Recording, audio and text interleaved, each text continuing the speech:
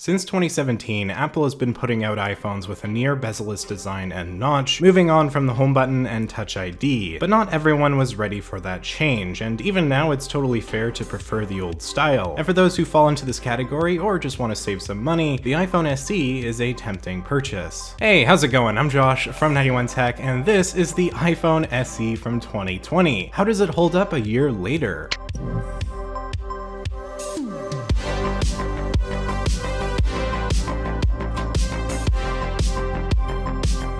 First off, just to specify, this here is the second generation iPhone SE and came out in early 2020. The price has remained the same since launch at $400 outright, though if you go through a carrier or find a deal or a contract of some sort, it likely won't actually cost you that much up front. But for clarification, for this video, I will be using that figure to describe the pricing, and when it comes to competition, it's $100 cheaper than the $500 iPhone XR, and then there's the $600 iPhone 11, the 12 mini at $700, and then the iPhone 12 at $800. Out of all of Apple's lineup, my big recommendation is generally the iPhone 11 or iPhone 12. $600 versus $800 is a decent difference, and I think depending on your price range, both phones are great. So I'll have my full iPhone buying guide linked in the description below if you're curious. If you're thinking about an iPhone SE, you're likely on a limited budget, but I really do recommend going up to the iPhone 11 for only $200 more. Basically, not only is it bigger than the SE, which I know some will prefer, but the battery life is going to especially be way better, and the camera is a massive jump in quality. But again, because, this is about the iPhone SE, so you're likely on a budget for only $100 more, and I know that can be a lot of money, but still, you're already paying $400. The iPhone XR, I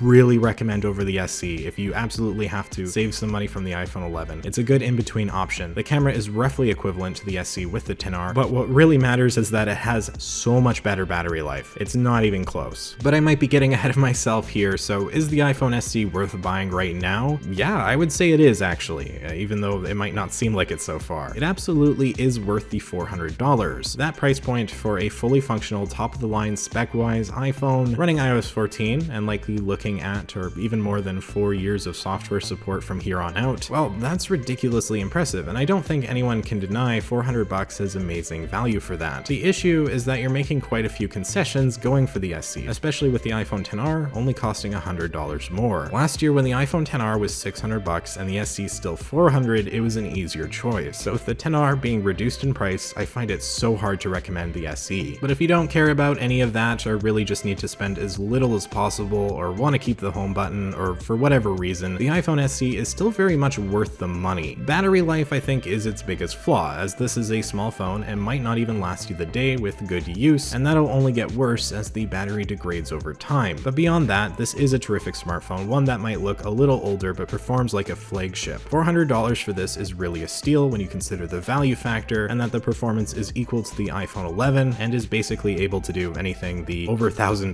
iPhone 12 Pro Max can do. So practically speaking, yeah, it's really hard to argue against the value of the iPhone SE. Whether or not you actually purchase it is up to you. I'm gonna keep saying it, I do recommend the XR over it. For only $100 more, I just can't see why you wouldn't go for it. But if you really want that home button, or who knows, the SE is worth the money. But for those of you undecided or just want to hear about the phone, let's back up here a bit and talk about the design. The SE may have come out in 2020, but you'd be forgiven for mistaking it for the 2014 iPhone 6 because it looks about the same from the front. But on the back, we see the perfection of the design, or at least a large improvement, as we've gone from aluminum to glass while keeping the aluminum frame, making this phone very light and comfortable to hold, as well as much more premium looking. The glass allows for wireless charging, and we also get some nice quality of life features in water resistance and fast charging. The iPhone SE is practically identical to the 2017 iPhone 8, with the only visible difference really being the centered Apple logo. Beyond that, the body is the same, and the color options are similar, although we don't have the gold model anymore. Here we get black, white, and red. Pretty simple, and for me, the red was the obvious choice. It's gorgeous, and I absolutely love it. Also, every purchase of the red contributes to charity, so that's a bonus. One minor change in the design from previous iPhones was the front bezels being black on the white model, something we actually hadn't seen on a home button iPhone at least since the 2009 iPhone 3GS and the 2014 clean iPhone 5C. Since the iPhone 4, white iPhones have always had white bezels on the front, and as someone who prefers the black bezels, I appreciate this change. Something I haven't really talked about yet somehow is how small the iPhone SE is. It's a small phone, especially in the modern smartphone landscape. It isn't the smallest phone Apple offers. Well, actually, it is when it comes to the display. By the numbers, the iPhone 12 mini is actually physically smaller, which is extremely impressive when you consider the power packed into that device. If you were considering the iPhone SE mostly for its size over anything else, the iPhone 12 mini is a bit of a no-brainer, as it's basically the best of what Apple offers right now, and though it's not cheap at $700, it is the cheapest way to get an iPhone 12. And with that phone, you're getting the OLED display, and it's just going to be a really good experience. It's the best small phone on the market when it comes to any smartphone, and it's not even close. The SE's display comes in at a size of 4.7 inches with a resolution of 750 by 1334 and pixel density of 326 pixels per inch. This is pretty much the same basic Retina panel Apple uses for their lower tier iPhones, with it being about on par with the iPhone XR and 11, albeit smaller. Because it is LCD, it's not going to look as vibrant or as sharp as say the iPhone 12, but it more than does the job. This phone, again though, it is really small. I can't get around that. For me personally, it's too small. But for some, that's going to be an appealing feature, so just keep it in mind. The biggest issue with the small size comes in the battery life, which I did already mention. It's a small battery at only 1,821 milliamp hours, meaning that with moderate usage, the SE should get you the day, but if you're someone who uses your phone heavily or maybe streams video or plays games or does anything really intensive, you're going to want to keep a charger nearby. For average use, I'd say charging it nightly should do you fine, at least when you first get it, although as the battery does degrade over time, that could change. But forget about all that, let's take a look at the camera, something that's a bit difficult to judge with the iPhone SE. On one hand, as you can see here, the results don't lie, these are actually good photos. The phone manages to be fairly consistent in taking nice shots, especially if you have generous lighting. Everything looks sharp and the HDR is about as great as you would expect. We also get a software-driven portrait mode that can be a bit inconsistent, but ultimately can take some nice shots if you keep at it. It does only really work with people though. So